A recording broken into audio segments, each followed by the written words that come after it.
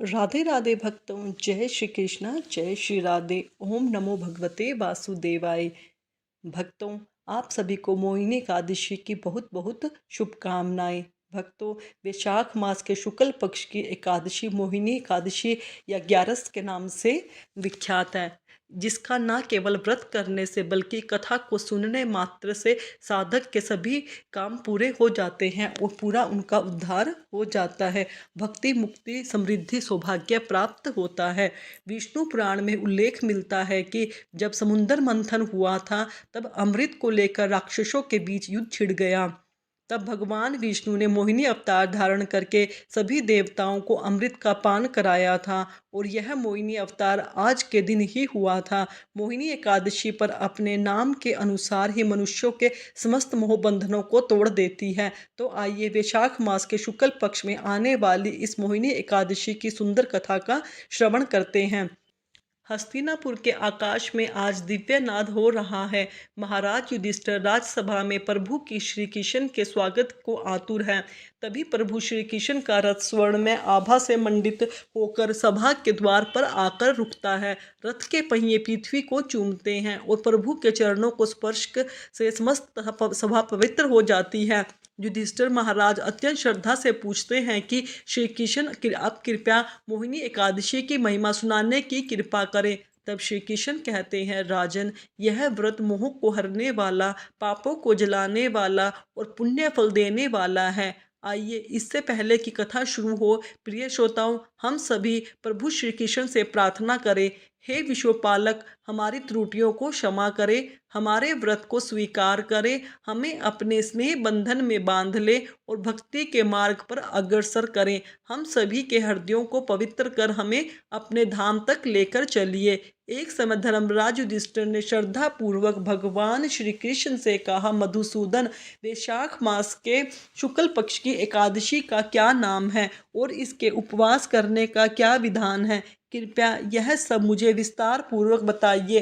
तब भगवान श्री कृष्ण कहने लगे, हे धर्मराज, मैं इस विषय में एक पौराणिक और भव्य कथा सुनाता हूँ, जिसे एक समय महर्षि वशिष्ठ जी ने श्री रामचंद्र जी से कहा था। उसे अब मैं तुमसे कहता हूँ, ध्यान पूर्वक सुनो।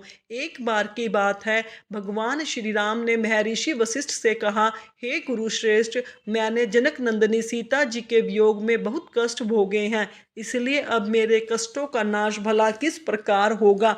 आप मुझे कोई ऐसा व्रत बताने की कृपा करें जिससे मेरे सभी पाप और कष्ट नष्ट हो जाएं।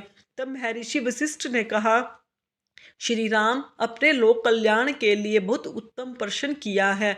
आपकी बुद्धि अत्यंत कुशाग्र और पवित्र है। आपके नाम के स्मरण मात्र से ही मनुष्य पवित्र हो जाते हैं।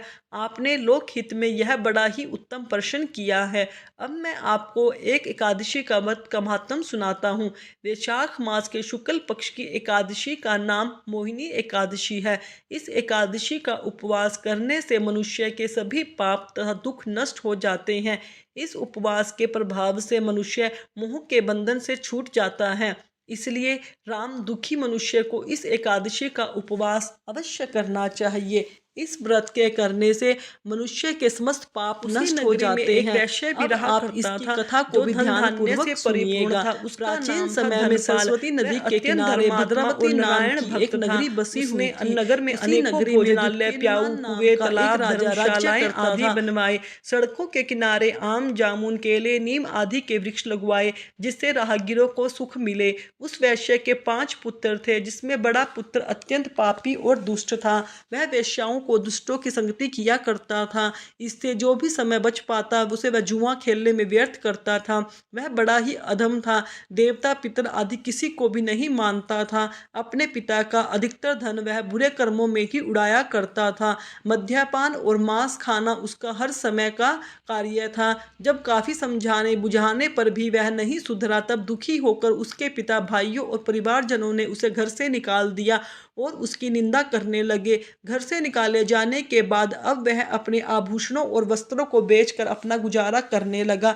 धन नष्ट हो जाने पर वेश्याओं और उसके दुष्ट साथियों ने भी उसका साथ छोड़ दिया। जब वह भूख प्यास से व्यथित हो गया तब उसने चोरी करने का विचार किया। रात में अब वह लोगों के घर चोरी करके अपना पेट पालने लगा, लेकिन एक दिन वह पकड़ा गया। कुछ सिपाहियों ने वैश्य का पुत्र जानकर उसे छोड़ दिया।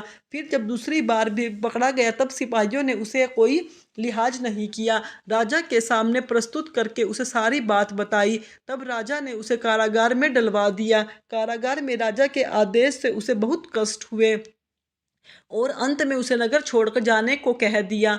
दुखी होकर उसे वह रण नगर छोड़ना पड़ा।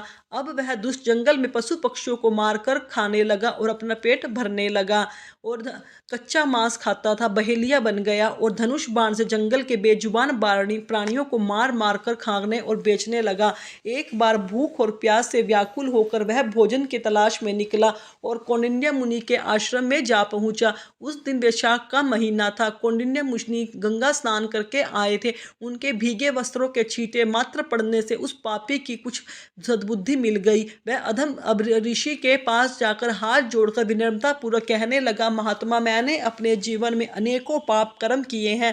कृपया आप उन पापों के छूटने का कोई साधारण और बिना धन का उपाय बता दीजिए।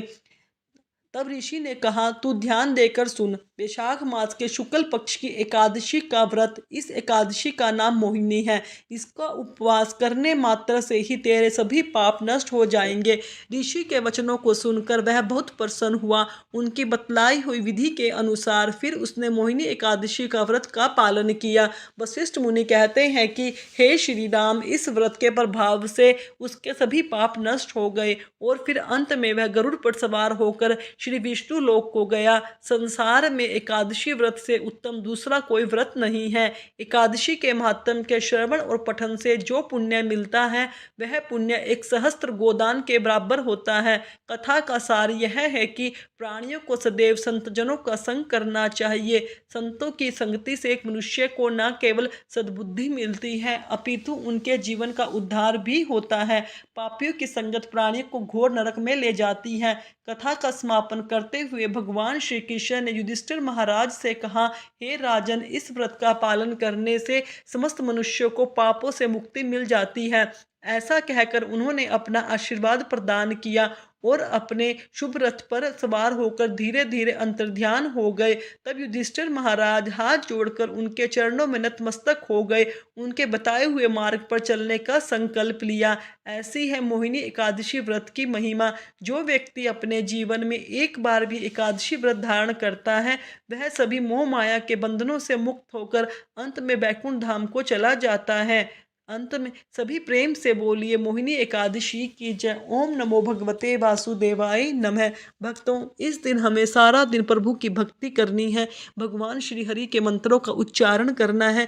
आपको जो भी मंत्र सुलभ लगे आप उस मंत्र का उच्चारण कर सकते हैं। एकनाथ जी महाराज उच्च कोटि के संत थे। एक बार पितृपक्ष के दिनों में एकनाथ जी महाराज के घर पर ब्राह्मणों के लिए भोजन पक रहा था। तभी उसी समय कुछ गरीब भिक्षुक वहां से गुजरे। उन्हें बनते हुए पकवान की बड़ी अच्छी खुशबू आई। तब वे आपस में बात करने लगे कि आज तो श्राद्ध है, अच्छा भोजन मिलेगा। तब उन्हीं भिक्षुकों में से एक कहने लगा कि पहले तो ब्राह्मण को भोजन मिलेगा, फिर जो कुछ बच जाएगा वही हमें मिलेगा, इसलिए परेशान क्यों होते हो। यह सुनकर एकनाथ जी महाराज ने अपनी पत्नी गिरजाबाई से कहा कि देखो, इन गरीबों में भी तो भगवान बसते हैं। इन्होंने कभी भी अच्छे स्वादिष्ट व्यंजन ग्रहण नहीं किए होंगे, तो आज मैं चाहता हूँ कि यह भोजन पहले इन गरीबों को करवा दूँ, उसके बाद हम श्राद्ध का भोजन ब्राह्मणों को करवा देंगे। क्या फिर तुम फिर भी ये ब्राह्मणों के लिए भोजन बना दोगे।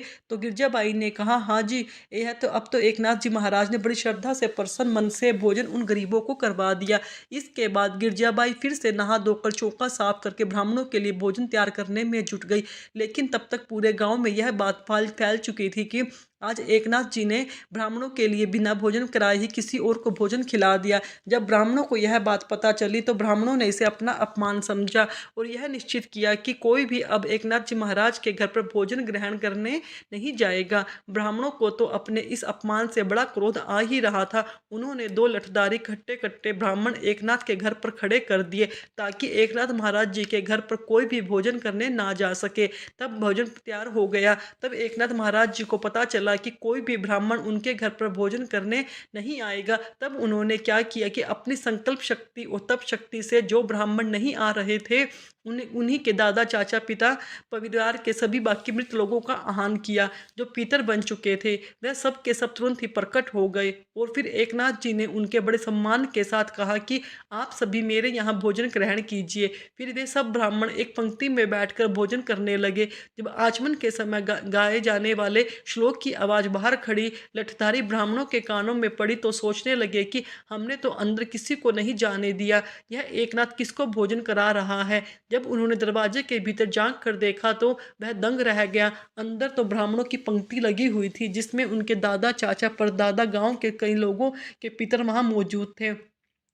वे सभी बड़े प्रसन्न थे, भोजन ग्रहण कर रहे थे। अब यह सारा दृश्य देखकर वे ब्राह्मण जो द्वार पर खड़े होकर पहरेदारी कर रहे थे बड़े हैरान रह गए। उन्होंने सोचा हमने तो पलक तक नहीं झपकी ताकि कोई अंदर ना जा सके, यह सब के सब कैसे पहुंच गए। अब वे दौड़े दौड़े गए और सभी गांव वालों को खबर कर दी कि हम तो बाहर द्वार पर पहरा दे रहे थे, उधर एकनाथ जी के घर पर हमारे पितर श्राद्ध का भोजन कर रहे हैं। सुनते ही सारे लोग एकनाथ के घर पर बाहर जमा हो गए। जब उस समय एकनाथ जी महाराज उन पितरों को विदाई दे रहे थे, यह देखकर तो अब तो सभी गांव वालों के सिर शर्म से झुक गए और उन्होंने एकनाथ महाराज जी से क्षमा मांगी। एकनाथ महाराज जी उच्च कोटि के ब्राह्मण थे, इसलिए उन्होंने सबको माफ कर दिया। एक सच्चा योगी सब अपनी संकल्प शक्ति से पितरों को भी अपने समक्ष प्रकट कर सकता है। यह आज उन्हीं सभी ने अपने अपने सामने साक्षात देख लिया। तो यह होती है संकल्प शक्ति। अगर मन सच्चा होता है तो भगवान हो या हमारे पितर हमारा साथ अवश्य देते हैं। गुजरात में एक गांव है जिसका नाम है डाकोर। वहीं पर श्री रामदी दास जी महाराज एक भक्त रहा करते थे और वे हर एकादशी पर द्वारका जाकर श्री रणछोड़ जी के मंदिर में पूरी रात कीर्तन करते थे। भगवान कृष्ण का एक नाम रणछोड़ जी है और क्यों ही पड़ा यह नाम आप तो सारी कथाओं में जान ही चुके होंगे। अब रामदास जी इस द्वारका के उस मंदिर में जाकर पूरी रात एकादशी रात को कीर्तन भजन किया करते थे और अगले दिन वापस लौट आते थे।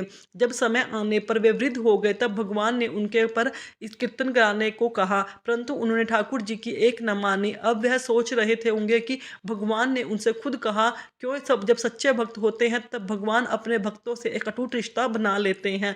तब भगवान अपने भक्तों से खुद बातें किया करते हैं, उनके साथ खाते पीते खेलते भी हैं, उनका समय बिताते हैं, उनके साथ दुख सुख भी बांटा करते हैं।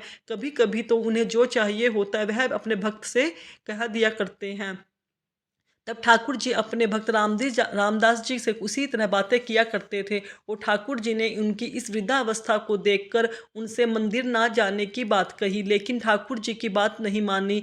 अब उस निष्ठा को देखकर प्रभु उनसे प्रसन्न हो गई। फिर बोले, ठीक है रामदास, अगर तुम नहीं मानना चाहते हो तो मत मानो, लेकिन अब बुढ़ापा आ गया है, तुम यहाँ इतने कष्ट से मेरे पास आकर मंदिर में रात भर जागरण कीर्तन करते हो, तुम्हारे यहाँ आने पर मुझे से कष्ट सहन नहीं होता। एक काम करो, तुम अपने साथ ही घर पर ही मुझे लेकर चल पड़ो। ठाकुर जी ने कहा, अब की बार आना तो गाड़ी लेकर आना, मैं तुम्हारे साथ चलूंगा। तब रामजी दास हाथ जोड़कर बोले, प्रभु मैं तो बूढ़ा हो गया हूँ, आप तो नव किशोर हैं, मैं आपको कैसे उठा पाऊंगा। फिर हर रात आपके मंदिर के बाहर ताला भी तो लगा होता है, ऐसा करने के लिए कैसे संभव होगा। ठाकुर जी मुस्कुराए और बोले कि मैं मंदिर के पीछे खिड़की खोल दूंगा, बस तुम उसमें वहां से मुझे ले जाना, मैं तुम्हारे लिए फूल जैसा हल्का हो जाऊंगा। बस तुम अगली बार गाड़ी लेकर जरूर आना और मैं तुम्हारे साथ अवश्य चलूंगा। अगली बार एकादशी आने पर रामदी दास ठाकुर जी को लेने के लिए बैलगाड़ी लेकर आए। सभी लोग देख रहे थे, यह तो हर बार पैदल और नंगे पैर आते थे, लेकिन इस बार वे गाड़ी से आए हैं। लोग सोचने लगे शायद यह बूढ़े हो गए हैं इसलिए बैलगाड़ी से आए होंगे, परंतु भक्त और भगवान के बीच की वार्तालाप को भला अन्य साधारण मनुष्य कैसे जान सकता है।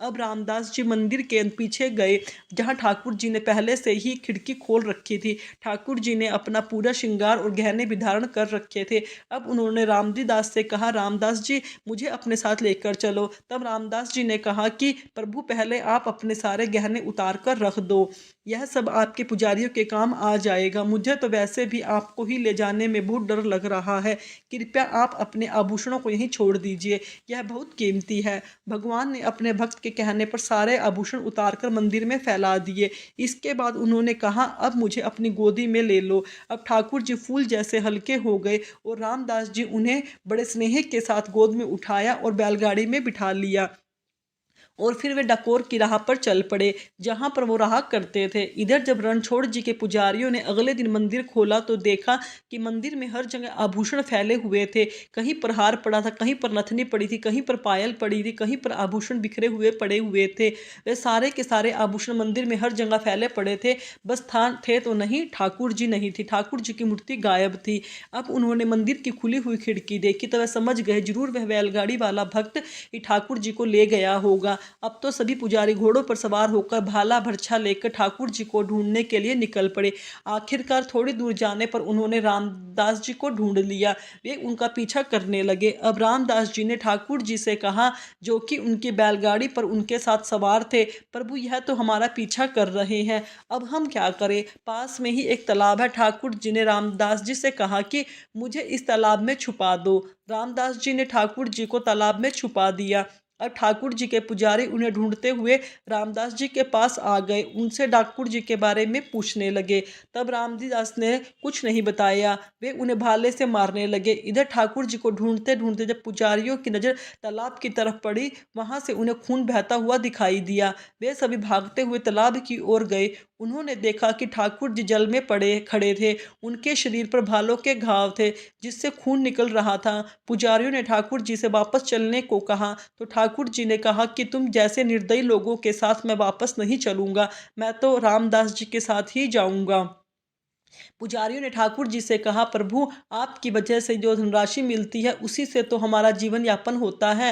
ठाकुर जी ने उत्तर दिया, बस धन की ही तो बात है ना रामदास जी, तुम सबको मेरे वजन के बराबर सोना दे दो। सारे पुजारी यह सुनकर खुश हो गए, इस प्रस्ताव पर राजी हो गए। यह सुनकर अब रामदास जी प्रभु से कहने लगे, प्रभु एक तो आपने मुझे वैसे ही पिटवा दिया और अब कह रहे हो कि मैं इन्हें सोना दे दूं। अरे मेरे पास सोना कहाँ है, मैं तो बहुत गरीब हूँ। तब प्रभु ने उन सबको डाकोर चलने को कहा। रामदास जी आगे आगे ठाकुर जी बैलगाड़ी में लेकर चले चले जा रहे थे और ठाकुर जी पुजारी का अपने घोड़ों के पीछे पीछे चल रहे थे। डाकोर पहुंचने के बाद ठाकुर जी ने रामजी दास से कहा कि अब एक तराजू लेकर आओ उसकी तरफ।